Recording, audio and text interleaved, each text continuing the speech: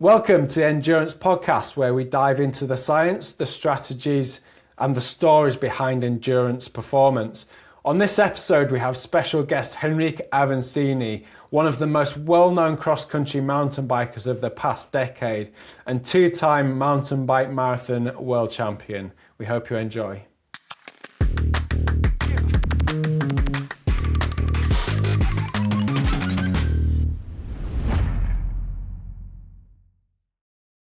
Welcome to another episode of the Endurance Podcast with myself, Alex Rhodes, and my glamorous assistant, as always, Dr. Tim Podloga. Good morning, Tim. Morning, Alex. How are you? Yeah, amazing. Another podcast, I think first one in this year to be recorded. Yeah. So looking Welcome forward to to 2026 to all the listeners out there. We've got a really exciting episode ahead of us here. Got a special guest on the show. I'm particularly excited because he's a mountain biker and he spent most of his career as a mountain biker, and that is a sport that I'm also very passionate about. But there's lots of things that I'm sure we're going to be able to dive into and learn about as well. For people who know about his career as one of the pioneers, I would say, of mountain biking in Brazil. He's a two-time mountain bike marathon world champion, number of XCO World Cup podiums, and has given us some of the most entertaining races in the calendar and some quite a unique rivalry along the way as well. So I'd love to introduce Henrique Avancini. Good morning. Hi, Alex. Thanks for the introduction. Really nice to hear your perspective from myself. And a pleasure to talk to you guys. I've been working with the brand for last year, and always a very, very good topic to talk about. And thank you for joining us on the show as well, because I know you're dialing in over from Brazil at the minute, so we really appreciate your time. But speaking of that, I really want to start the conversation off going back to your roots, really. I was fortunate to spend a bit of time in Brazil, close to, I think, where you grew up, around the Petrópolis region, Yeah. Am I right? Mm-hmm. Exactly, yeah. And I've experienced some of the trails out there, but I want to go back to when you started and what got you into mountain biking and what was the culture of mountain biking like in Brazil at the time? Yeah, so I started riding the bike and racing the bike in 1997 when I was 8 years old. And by the time, obviously, the sport wasn't well developed here. So it wasn't easy to even get like a proper material, or like a proper shoes or the bike itself. So my first bike actually, it came to life because my father had this recently opened service shop, and one of the customers drove into his garage with the bike on the roof of the car. And it cracked the frame on half, and it was basically like a leftover for the service shop. And then my father cut this frame and built a new one. The guy was nearly like 2 meters tall, and I was 7-8 years old. So he cut everything, got the tubes, and rebuilt like a small frame. And that was my first bike. And I remember almost every piece of the bike was from used parts that former customers they left behind on the service shop. And that's how kind of like I started. My father raced on amateur level road racing in Brazil. He raced for Peugeot team. They had a division in Brazil back in the 70s. So he had a little bit of like racing background, but mainly, like he was just like a cyclist. He liked it to go from one town to another with friends, like hang there for a day and then ride back to 100 to 150K. So that was his thing during his youth time. And when we started, like the lack of information that we had was, it's hard to imagine actually, because we had no internet by the time. So my first computer at home, I was maybe 16, 17 years old. So that was nearly 10 years after I started like riding my bike. So all that we could take, as information was basically a couple of magazines. And at some point I started like to study English on my own, just so I would be able to read some bike magazines. So basically I learned English, Spanish, and Italian just to read bicycle magazines, and I could learn some more. And that's how how I learned different languages. But I think by the time, like was super simple. So when I look to my roots as a cyclist, it was very very simple. It was just like about to challenge myself. So I would even at a young age, 8, 9, 10 years old, I would challenge myself a lot. So when I look back, I was creating a lot of like biofeedback to myself. Like I would go to the same climb and repeat over and over and over and over, just to try to find, like a couple of seconds here or there. So all I would have as a parameter was my Casio watch, on my wrist. But it's still, like I could train with that, and I could develop myself, and especially some sort of like mindset of hard worker, and also like of persistency, because even when I was young, I was repeating stuff so often that it wasn't that easy to develop, like, or to get faster from one day to another. So I had to kind of like be calm and wait and keep investing on myself, and then all of a sudden, like I would make a better time on one of my climbs. So that was my thing. I used it to spend a lot of time alone riding the bike when I was young. So, and exploring the mountains around my place. I grew up on a small farm, so I would just both of my parents, they would work out during the day when I was back from school, and then I would just escape, like, and I would be back like nothing happened, and I wasn't like 20 k's away from home. But yeah, that's how I spent my childhood. But also food wise, because you mentioned about that, food wise was very different when I compared to Europe, because I used it to eat a lot of fruits, especially season fruits, because I live in a place with a lot of fruit trees, and I would just pick the fruits that there was to pick, and I would have it, and the food base was always like quite simple. A lot of rice and beans. That's usually the base of a meal for Brazilians, especially in my area, Southwest Brazil.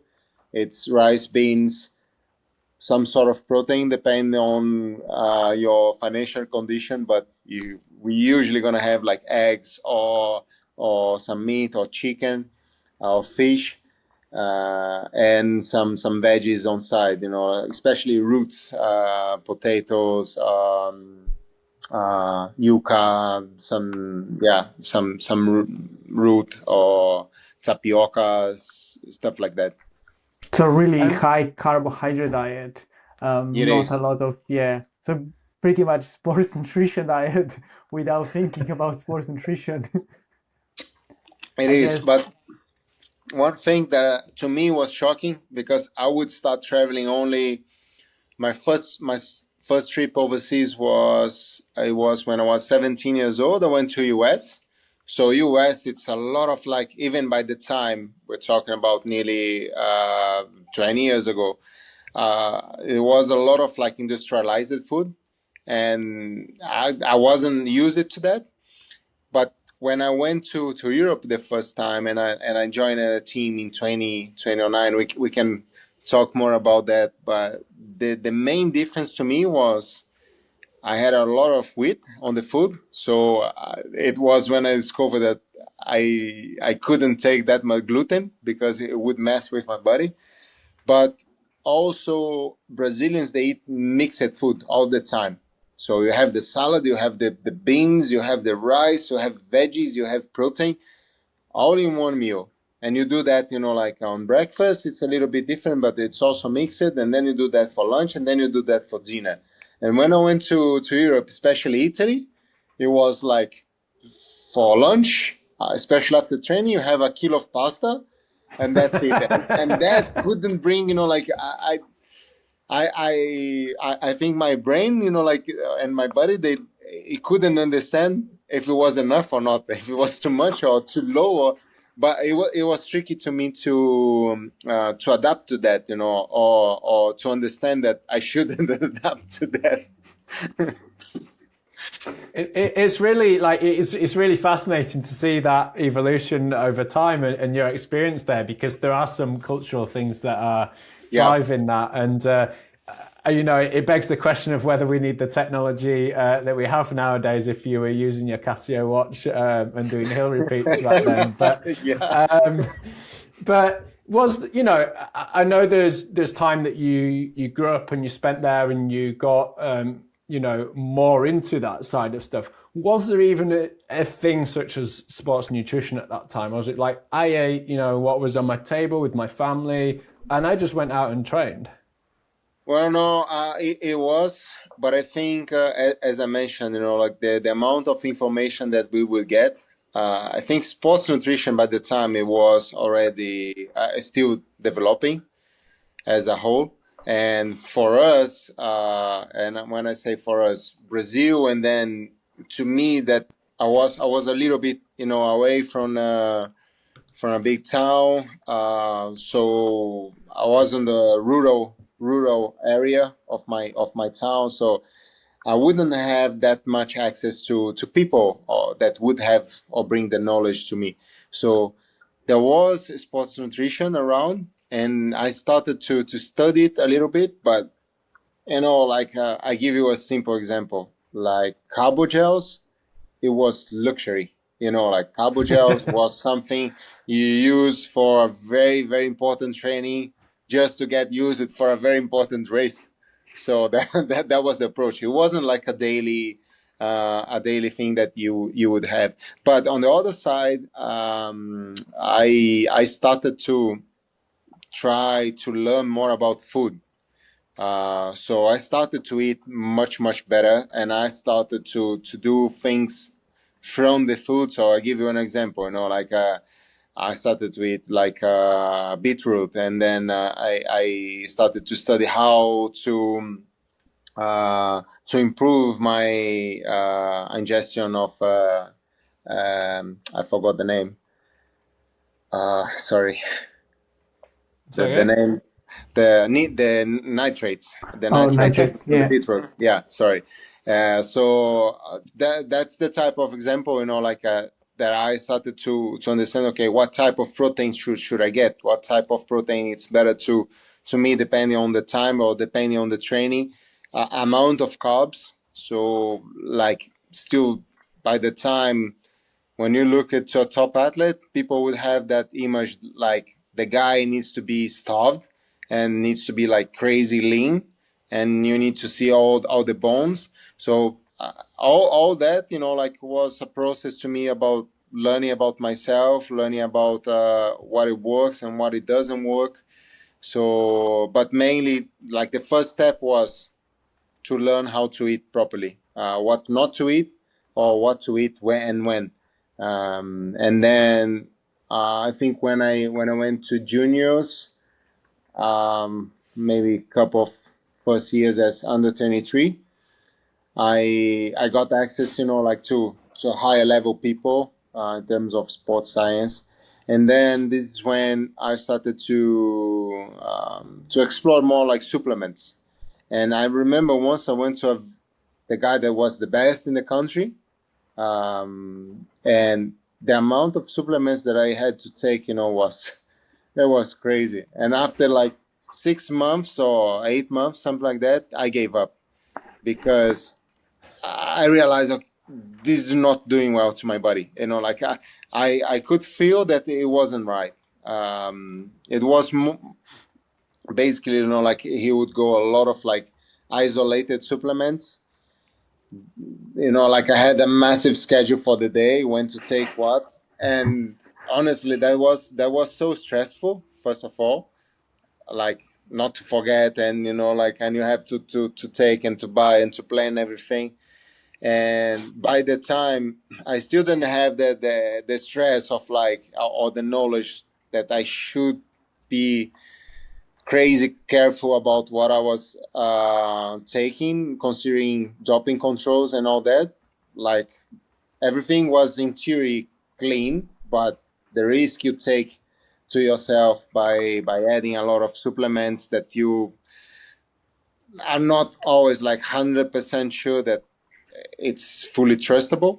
So I didn't have this stress, but only the stress of like managing that, it was too much. And I could see like my body, it's weird, you know, like I was at times swallowing, and at times like getting too lean or too bulkhead, and I couldn't understand my process, you know, of what I'm doing on training, how the nutrition is responding.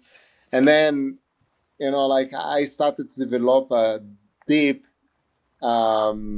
antipathy against, you know, like that huge amount of supplements. And I went on a more like very, very simple line of sports nutrition, and you know, like looking after only what's really, really necessary. And basically, you know, like these like after under 23, this is when I started more like looking after especially carb intakes. Yeah, and you know, it sounds like quite an organic evolution of the way that sports nutrition development has gone over the years, and you've experienced that firsthand to go, actually, no, that's not quite working this way, and a lot of learnings from there. And before we move on to kind of the transition into European culture and racing over there, do you think that like that time that, and you know, where you grew up in Brazil, those kind of trails, and also, you know, that development of self-understanding of nutrition, do you think that has really helped you over some of the other guys going to some of the harder races like the Cape Epics? You know, we have much more extreme conditions. Do you think that's given you an advantage, you know, further ahead in time? It did. What I did during my career, especially like from junior to end of under 23, I experienced a lot of stuff on my own cost. So I give you an example. I started like doing, when I see people doing like HIIT training today, it blows my mind, because I was, you know, like going out like fully covered when I was young, you know, like just to see what happened with to my body. So I was just like trying to create situations that it would add stress, and I would take notes, a lot of notes of everything, you know, like, so I had these notebooks, and I would take notes about like amount of hours I have slept, how many times I eat, how many times I went on toilet, how was the training, how much water I had drank during the day. So I would take a lot of notes, and and all of a sudden, you know, like it would pop out some sort of idea, and I would try it.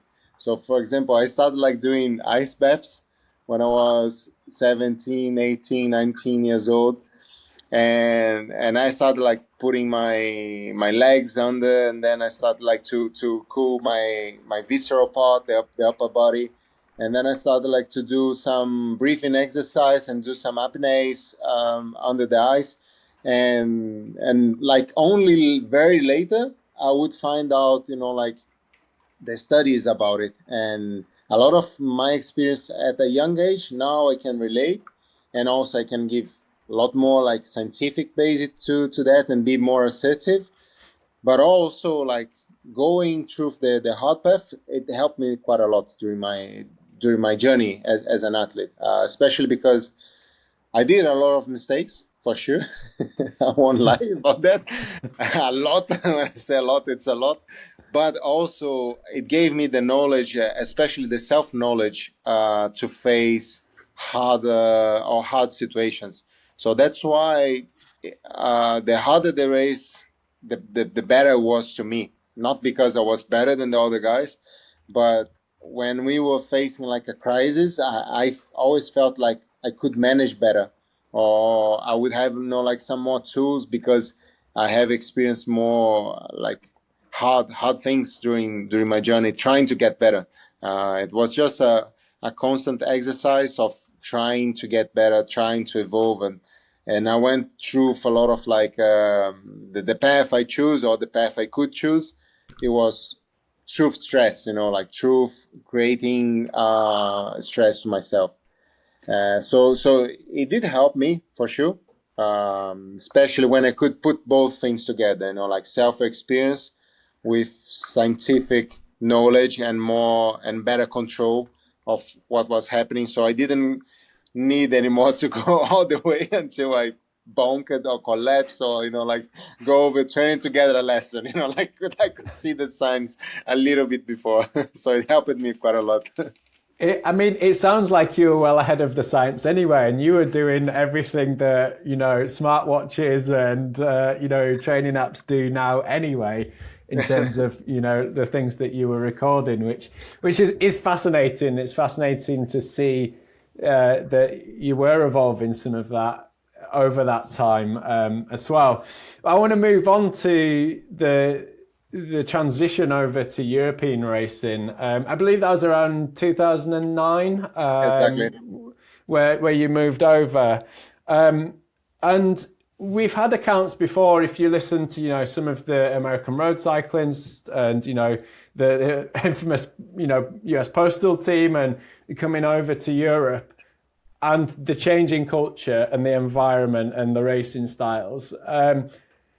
I suppose, first of all, what was that like in coming over, and what support did you have when you came over? Like, did you have, a nutritionist that was part of that helped integrate into that culture?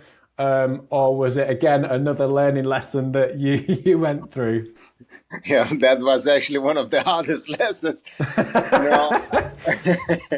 Yeah, on the nutrition side was actually very, very interesting because, as we mentioned before, I had all this cultural heritage from food as well. And I didn't know what was doing right or wrong. I was just doing the best on what I could by the time.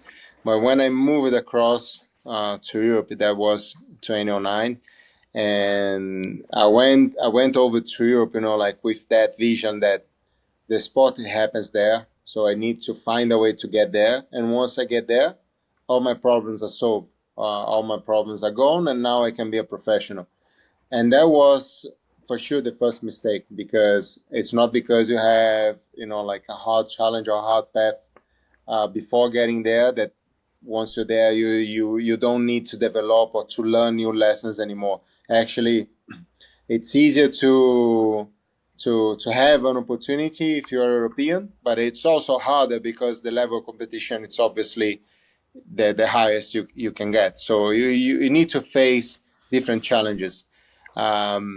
And once I got to Europe, I remember actually my path to get to Europe was I ran it out of a contract from 2008 to 2009, and then I got all my savings, and I flew over to Cyprus early in 2009 without a contract, without a team, and I raced the Cyprus Sunshine Cup, which was a championship of 4 weekends of racing back to back. And some big names and some teams would be there. So I just tried my luck. Like I said, I need to go there. Maybe if I perform well, like European teams, in my mind, they are rich and they have no problems. So if I perform well, I'm gonna get a contract. And in one part, I was kind of right, and I ended up like getting a contract that started from April onwards. And in April, I flew to Germany on a Friday, and I would race my first World Cup on Sunday in Offenburg, Germany.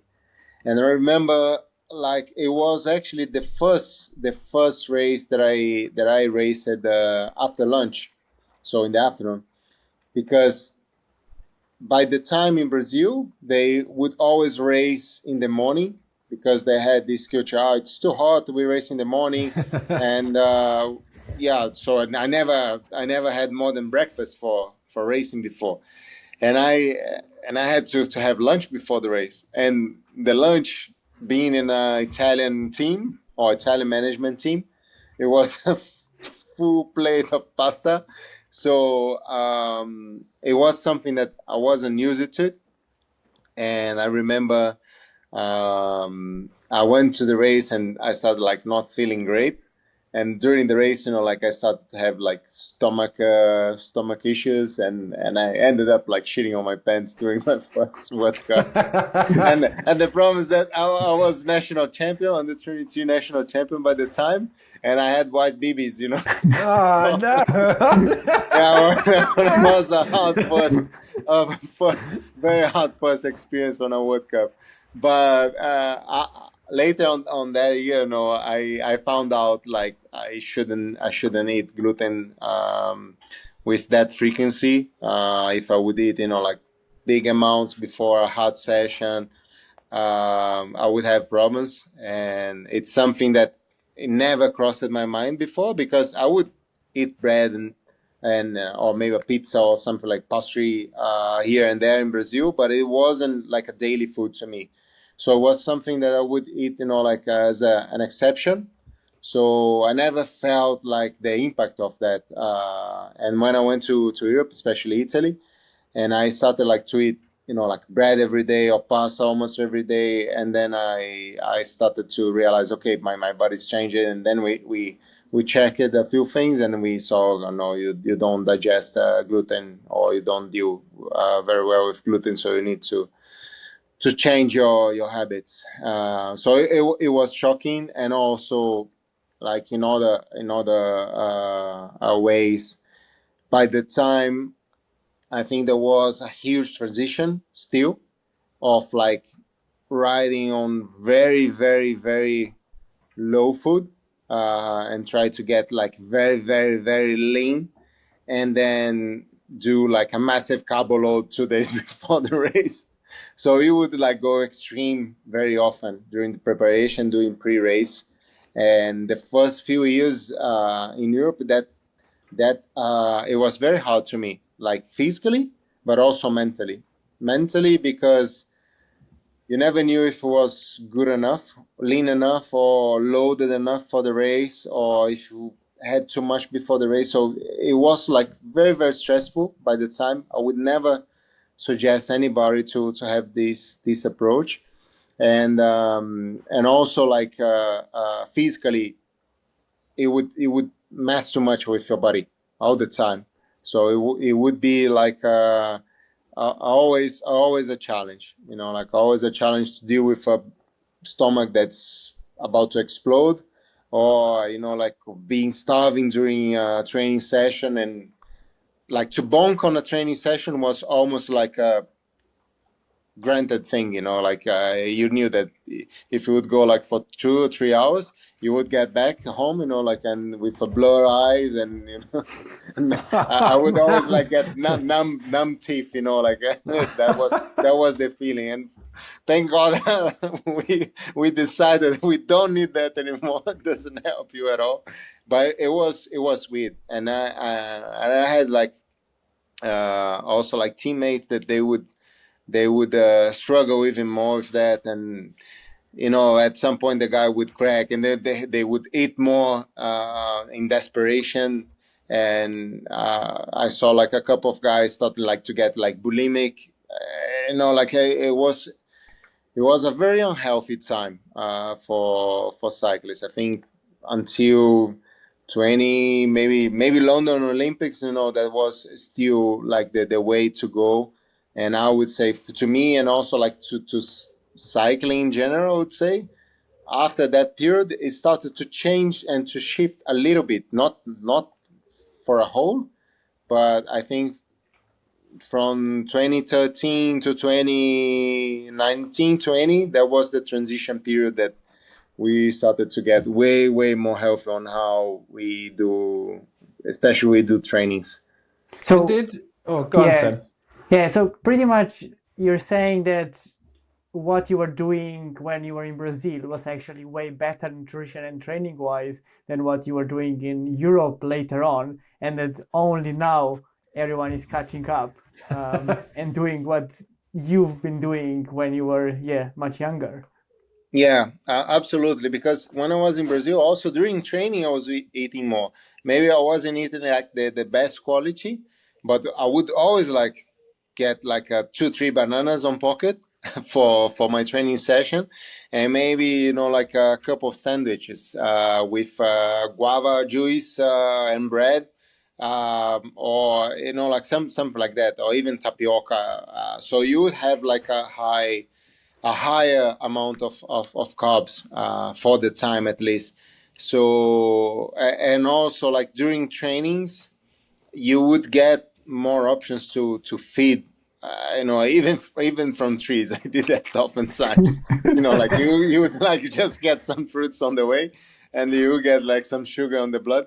So I would eat way better when I look back. Like on my years as amateur, as a young amateur, as juniors and downwards, compared to my first years as a pro mountain biker, I was eating better when I didn't have the knowledge than compared to when I was like on a professional environment. That's for sure. Now I think it's easy to believe on that, and with all the data and how we can measure things properly nowadays. I think cyclists had a really hard time for maybe a decade or so. That was really unhealthy in terms of feeding. And that time, I imagine that was really difficult. And like you said, psychologically, I've moved to Europe for a career as, a professional mountain bike, professional cyclist. And this is what they're telling me to do, but this is not good. This is not making me feel good. Did you start to move away from that yourself, or did you start to move away once the team and the industry had caught up that this is not quite the right way to do it? You said some of your teammates were like worse than you. Did you actually go, I'm going to eat a little bit more now, even though they're telling me not to? No, it was cultural. So especially to a guy like me, like I'm coming from nowhere. So it's almost like because I'm coming from Brazil, I don't have a background, so I have no say. Even if I feel that's wrong, my body is giving me the signs that it's wrong. It was very hard to have a say on that. I would say, like one guy that completely changed my mind and also my career was Phil Dixon. Phil was the performance manager for Cannondale Factory Racing. So later on, in 2015, somehow I survived the process and I signed a contract with a factory team. And Phil joined the team in 2016, my second year on Cannondale. And he was a guy, like he could see how hard I was training. And like the first change that he implemented in the team was to have, as he called, proper feeds. So he was always like feeding us like more than we could take. And also on trainings, he was always like pushing, have another gel, have another bottle, have another gel, have another bottle, have another bar. And it was something that we are not used to that. Maybe during the race, cross country race, you would have like force a little bit more of gels, but you wouldn't have like the worry in your mind to start the training and start like feeding before you feel that you needed to feed. And he was the guy like that tried to implement that. So first he made me believe that even if I was heavier, I would perform better. So my first podium on World Cup, if you looked at pictures, was 2018 in Val di Sole. I was over 70 kgs, and that was, like compared to my first years as elite, I was around 64, 65. So we're talking about 5 more kgs of pure mass that were built during like consistent of training. Because when I stopped at bonking on trainings, I started like giving more quality to my build-ups. And once I stopped like worrying too much about like, man, maybe I should go like 1 kilo or 2 kilos, and I kind of like put quality food inside and just burn it and see what happens. But like don't crack during trainings, don't crack during races, and see how it goes. And once I gave myself the time, like a couple of years to experience that, that's when I made the huge jump on my career. And I went, like from a guy that would fight for my life to maybe even like scratch top 20 to be like the most consistent guy inside the top 5 in the world for a few years. So this, it's not like changing the way you feed, but it's also like the mental process of being more stable in a whole, like being less worried if you gonna have that day or not that day, if you're gonna make to the line or not, if you're gonna be able to finish the session or not. All of that, like it helped me to build a self-trust, a self-confidence that was so important for my development. So would you think that nutrition had like change of nutrition had a bigger influence than or impact than, for instance, change of training? And that like Absolutely. nutrition is Absolutely. Sorry to interrupt you, but absolutely. Like the way you feed, it allows you to train. Let's put that way. If you do a wrong training, if you do a wrong training, like if you overdo it or if you don't do enough, you're still gonna be able to perform. If you don't feed properly, you're done. You're gonna crack at some point. So that's the main difference. Like with the food, it's a mistake. It's the last mistake you should allow to happen. Today, I have the knowledge and experience to say that with some property. Like don't take unnecessary risks on nutrition. Like if you want to take a risk, you take a risk on training. Like you do a maybe an altitude training, you do heat training, you do whatever you want to do, like short and sharp, or longer and like zone 2 forever. It doesn't matter. It's gonna bring you to some place. Depending on the training you choose, you're gonna create some sort of like biofeedback, and you're gonna develop through that. But on nutrition, like if you take too many risks on cutting things, on cutting your fuel, it's not gonna take you far. Like the risk, it's way too high. And I think even the freakest guys, they now understand that, okay, we need to be lean, we need to be sharp, we need to be light, but don't cut the amount of energy. Like don't risk on that. Find a way to change your body through training or through other methods, of recovery, or like ice therapy could help you to get leaner, like stuff like that. But don't mess up with the amount of fuel you put into your body. And just on from that, did that kind of transition, that realization, come at a time where you've got 2 marathon world titles, and I've dipped my toes in the marathon side a few times, and really they're raced a little bit like an XCO, but for 3, 4, 5 hours, which puts ever more weight on how you fuel that kind of effort and that intensity as well. Did that kind of coincide with that transition of getting better nutrition? It did, yeah. I think my background was always like this background of like hard working guy.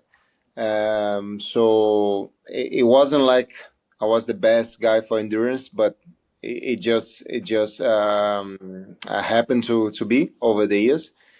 And I think feeding, it was actually like a great school to me, in terms of to see the result of that, to build the durability, like over the time. Because both of my marathon world titles, or even the other races that I did, I raced it basically like a cross country racer. So I raced it like under pretty much the same preparation. And also my approach during the race was a little bit more aggressive, a little bit more like pace changing, a little bit more like spreading the effort instead of like focus only on the climbs. And this is basically, like what you do for short tracks and cross country racing. So I would basically replicate what I was doing, but you need to do that for 4 or 5 hours. And I remember for my second world title in Glasgow, 2023, I had only one thing in my mind, like I can't make any mistake on feeding, because I knew like I have what it takes, because I knew the level I was, and I knew how to race or how to approach this type of race. And I kind of like, I had the feeling, okay, I can only lose to myself, and the easiest way for this to happen is if I make a mistake on feeding. So from the gun, like I kept saying that to myself. And when you go to mountain bike, it's a little bit more tricky, because on road it's very, very hard that don't you don't have the situation, or you're not able to keep feeding. Like even if maybe you have like a bit of carnage on a crosswind or something like that, but still you're gonna find a way to grab the bottle or to have a gel.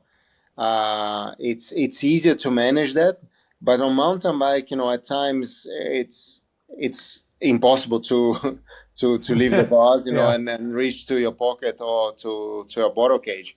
And so that's why you need to be always kind of like a bit more aware of it, because you can miss the times, like you can miss or afford, like to wait another 2, 3, 5, 10 minutes to have your gels or to have a sip on the bottle.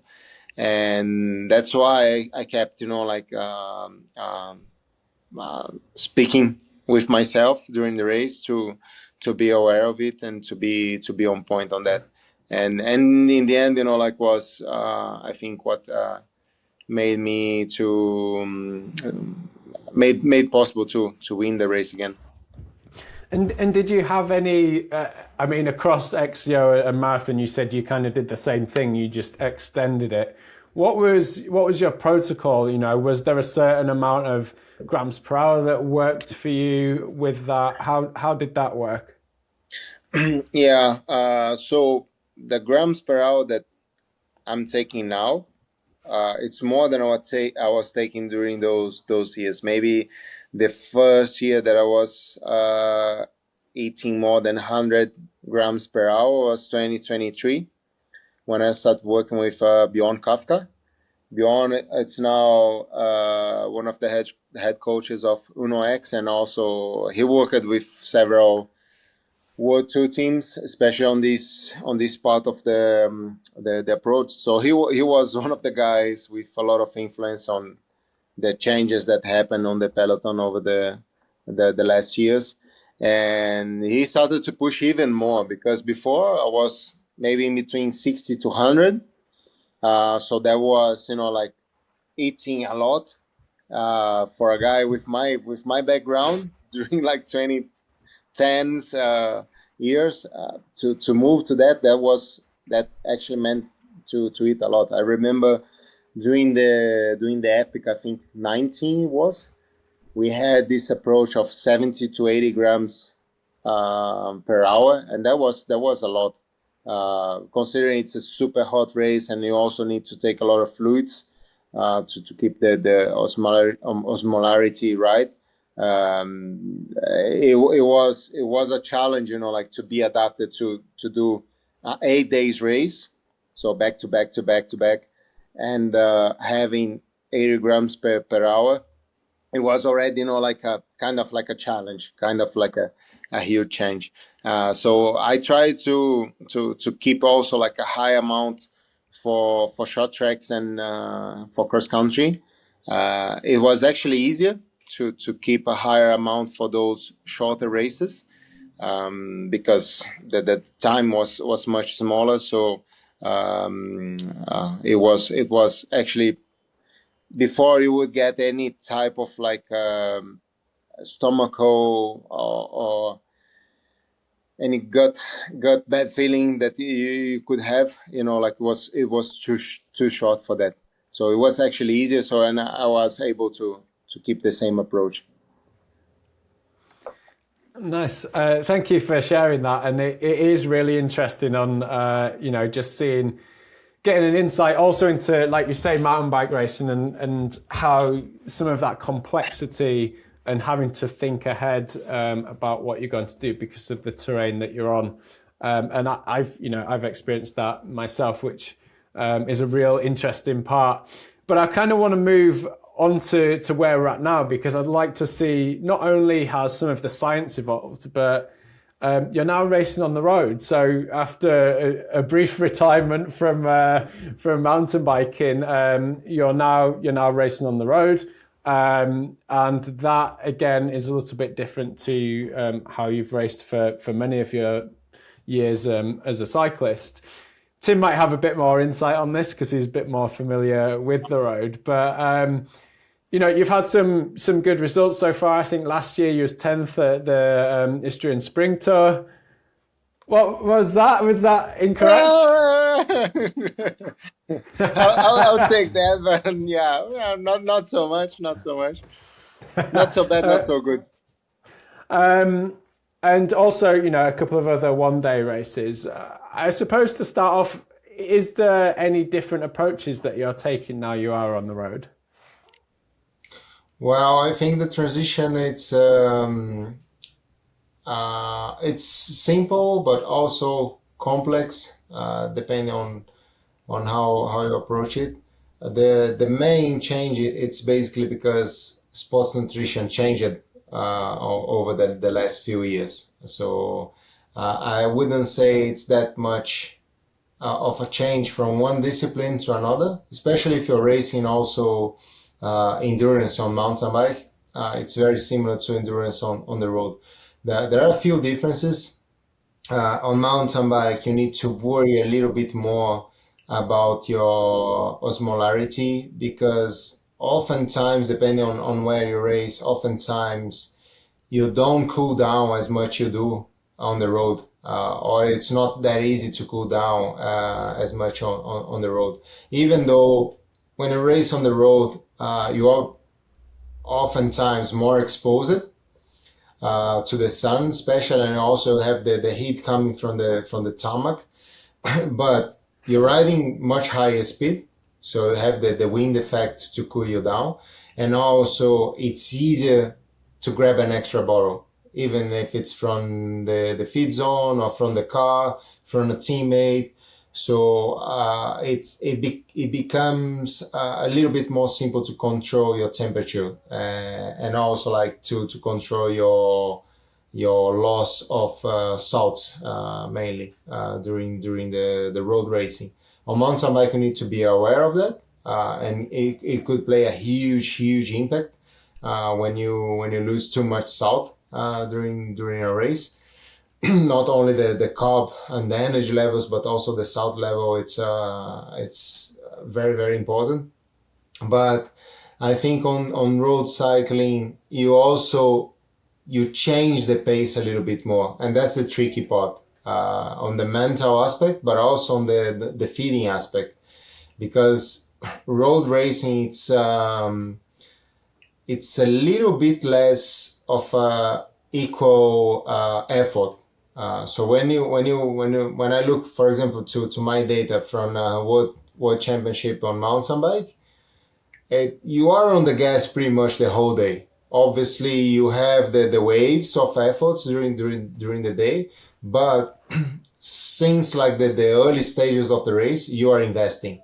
And on road cycling, not on every race, especially if you're a Slovenian fellow it's racing. Not on every race, but in theory, the pace it gets calmer during parts of the day, or at least calmer to a few guys, because there are other guys in the front working hard on a few moments, and you have those very crucial parts of the race where at times I have the feeling that on road racing you need to be more able to go very, very deep into the red zone to define the race. And on mountain bike, it's more like you're flirting with the red zone, and you need to stay there, for a really, really long time, and you need to wait and to be patient until it gets heavy to everyone. On the road, it's not like. Oftentimes, I felt during last year that we would get to this key part of the race, and a lot of guys were still feeling like capable of winning, including myself. And then, because you just don't have that extra little bit on that moment, it's not enough to win the race. And at times, it's not even enough to be on top 10. So that's the main difference on road racing to mountain bike race. And that also applies to feeding, because you need to be a little bit more, to have a better strategy on feeding, considering those different moments. So on road racing, you have those moments that you're going to be a little bit more chilled. So if you are a little bit more chilled, maybe you can chew better, like a solid food. So you can be a little more creative and also adaptive on what you're eating and having during the race, because the race allows you to that. And also you always need to kind of try to get the best out of yourself. And on mountain bike, it's more like you can't fail. Keep the levels stable, keep the effort the more stable you can, and find the right timing. But the fatigue, it's gonna find everyone during the race. And on the road, it's kind of like, even if it's on riding on the group or with your team and reading the race, it's all about, I would say, building the right moment, and waiting for the right timing. And I think feeding, from my experience this year, it was a lesson. Sometimes I should have changed a little bit my feeding during the race, just to try to optimize the only time that I really had to be at my best. Sometimes you are at your best with 2.5 hours of racing. If you're not gonna try a breakaway or something like that, you actually don't need to be your best at this point. You just need to, to spend the less possible, or try to maneuver your body to prepare yourself to the very important part of the race, even if it's the mid race or last climb or final sprint or whatever. So what amounts would you then have? Did you change, or is it always very similar? What's the range that you were you're aiming towards? No, I think on road racing, especially because you need to save, your prime for the right moment. And then most of the times I would eat a little bit more on road racing than I would eat on mountain bike. So I would always try at least 100 grams per hour on a race that I felt like this is gonna be on the gas, from the gun, maybe a little bit more, 120, 130.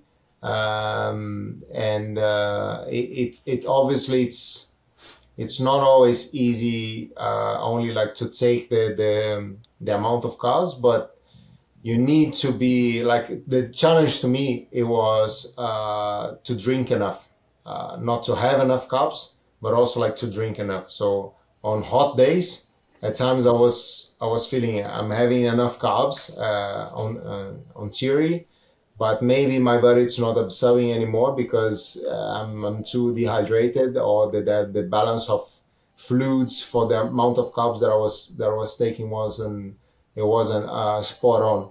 So I think the more carbs you take in, also you need to find your balance of what's the amount of fluids that you need to take in as well. So I think road racing, I would always like try to go a little bit more, just because when you go, you really need to go. Like when on mountain bike, you win a race. Usually your last hour, or talking about a marathon race, your last hour, it's not always like your best hour on the race, but you build that moment, like on the hours before. So once everyone gets on that last hour or even last 20 minutes, if you can do like close to your best, it's already like great. On the road, on the other hand, if you can deliver your very best on the decisive moments, you're hardly gonna get out with something, like big. And something that might not have necessarily changed between mountain biking and the road, but what is the Avancini race day breakfast? What does that look like now versus perhaps what it might have been 10 years ago, or maybe actually we've come back from when you're in Brazil and you're eating similar things. And how does that look in terms of your preparation? Yeah, one thing that I always like to have, even on my pre-race meal, it's some amount of protein. I really need that to feel kind of like satisfied with what I'm having. So even if it's like a 2 eggs omelette, I'm gonna have this amount of protein on my pre-race meal. And the breakfast, if you're racing in the afternoon, it's different, obviously. But if you're racing in the morning, at times you need to change a little bit. I always love to race later, and then I can have a breakfast more like a self moment, and then I would have like some protein, most of the time some eggs.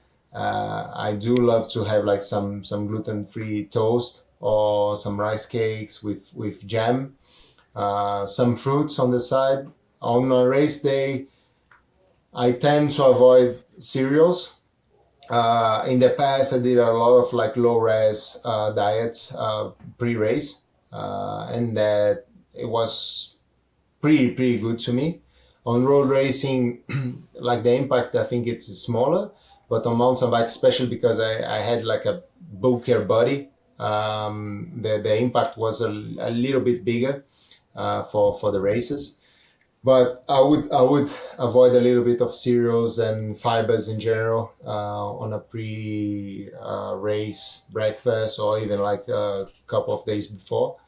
And something that I do like to have, it's like a smoothie with some almond milk, some frozen berries, maybe a chopped banana, a little bit of honey.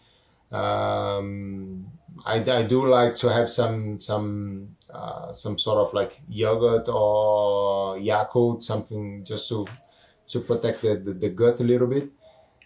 So it would be simple and more like a self moment, like have a coffee. I'm not a huge fan of coffee, but like I do love to taste a cappuccino. I like, like nutrition. It's also part of the build up for the race on the mental aspect. It's obviously your fuel, like it's hugely important. But to me, there are a few things that are ritual to prepare my mind, prepare my body to, okay, now it's time to, like to squeeze. It's time to go. So I, for example, if I'm racing in the afternoon, I'm gonna have like a second meal before the race. Rice and an omelette, it's my thing to go. Just because it's not what I love the most, but it's a mental trigger. Like it's me telling myself it's about time to go deep. And also like I always love to have like pre-warm up or preparation for the race, like before changing for the race. I like to have a Red Bull. Red Bull athlete for quite a long time now, and it's not only about the product, but it's also the ritual. Like holding the can, the noise of opening the can. Like it's my moment. It's my 5 minutes of like enjoy it now because in the next taste you're gonna have in your mouth, it's gonna be mixed of like a nice cold drink, but also like that feeling of like, is that blood? Is that what's that? Something's burning. So it's I think those small things they play a role on performance. You can prepare yourself on the scientific aspect, but also on as a whole. Like racing needs to be an event in your head. It needs to be something special. That's I think what allows you to deliver the best you really have. Look, this has been an absolutely fantastic conversation. I'm sure we could talk for hours longer on some of these topics. And we're very fortunate to have your time. I'd like to just finish off this with just a couple of questions that might be useful for the listeners. I'm sure the listeners have been truly entertained and got some amazing insights through your career and some of your nutritional influences. But what would you say to listeners out there, kind of the simplest nutrition rule that you live by that's made the biggest difference to you in your cycling career? Eat more during training. I think this is a massive change you can have. It impacts so much on your mood, on your recovery, not only on the quality of the training itself, but on what comes afterwards. I think once you do like a hard session, a good session, and you don't feel like you gave away half of your life for it, it helps you to be happier with your process. So eating more on training, I think that's my key point that I would suggest to whatever level of athlete is. Try it because it's kind of like a fire. So if you fuel the fire, you burn better. So it helps, believe it or not, it helps you to lose weight. So when a guy that's starting to race or trying to step up his or her level as an athlete, they want to get fitter. That's a normal thing. And like it's pretty obvious that you need to control the amount of food you having, but try the other way around. Like try to eat some more during the training as an experience. Just try it. So if you're like too worried about I'm having 60 grams, maybe it's too much, or first hour I won't have anything, just go the other way around. Like just go the opposite and see what happens. I'm pretty sure it's gonna go right. You're gonna get leaner and you're gonna get faster and you're gonna get healthier. And then I think that's one key part, and don't be too extreme. Our body, it's so smart and so adaptive that just offer the stress to the body with quality, and the body's gonna adapt. So you're gonna get like faster, you're gonna get leaner, fitter within time, but you need to go through the process. So don't try to look like a guy that's riding wood for 20 years, and it's full of veins and fibers on the forehead, like it's a process to get there, so enjoy your process and respect your time. I like that. Fueling the fire. The better you fuel it, the better it burns. Is a real nice way. And finally, if you could go back to a young Henrique, starting in Brazil when you first got on that mountain bike, what is the one piece of advice that you'd go back and tell yourself that has changed your career? Well, I had a few, to be honest, and I think, like trusting your process and learning your ways. It's very, very important. So even today, I like to listen to people and try to learn and try to change and try to get better.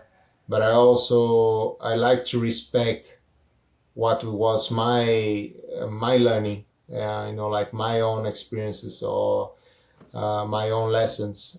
So it's what we mentioned today. My way of feeling when I was young was actually pretty good on a sportive level.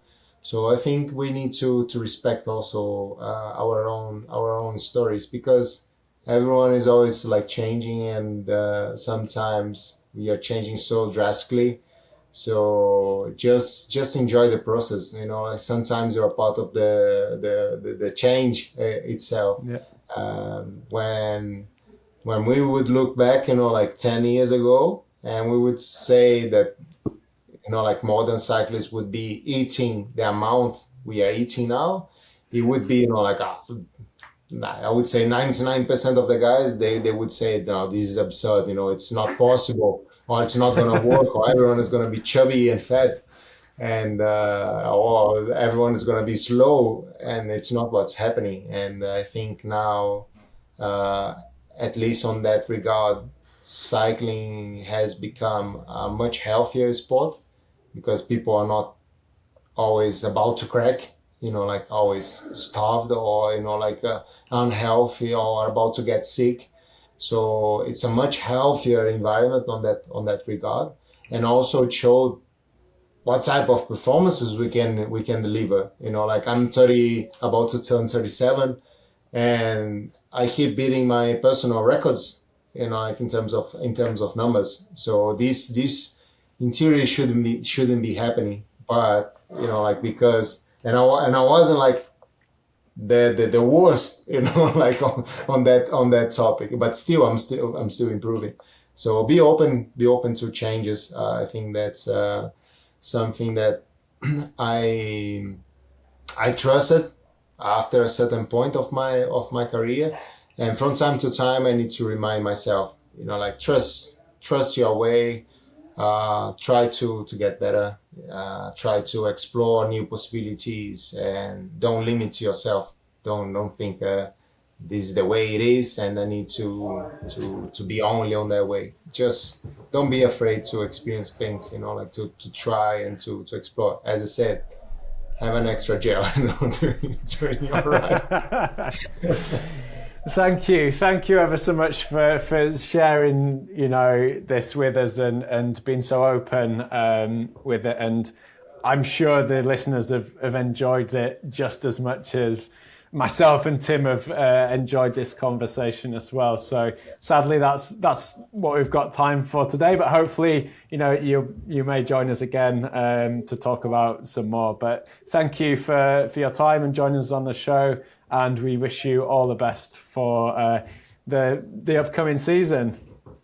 Thanks a lot, team. Thanks a lot, Alex. And I make you a promise. After I deliver very, very good result on the road, and then you call me again, and we chat about like what changes really working to allow me to do that. That's a deal from my side.